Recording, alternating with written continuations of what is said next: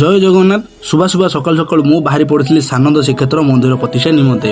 ପାଟପୁର ନଦୀକୁ ଜଳଯାତ୍ରା ପାଇଁ ଆମେ ବାହାରିଛୁ। ସେଠାରୁ ହିଁ ଆରମ୍ଭ ହେବ ଆମର ଏହି ଭକ୍ତିମୟ କଳସ ଯାତ୍ରା।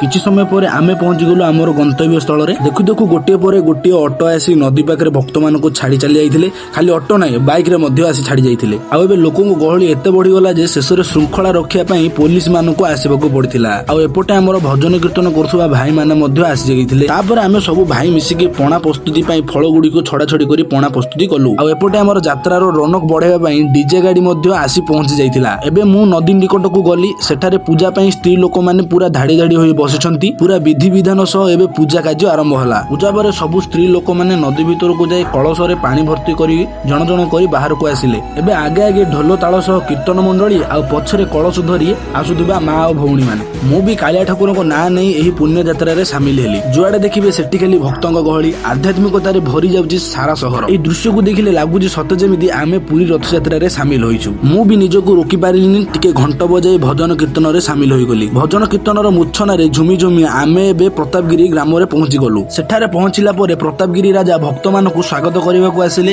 ଦେଖିକି ବହୁତ ଖୁସି ଲାଗିଲା। ତାପରେ ଆମେ ସବୁ ମିଶି ନାଚି ନାଚି ମନ୍ଦିର ପାଖକୁ ଆଗେଇ ଚାଲିଲୁ।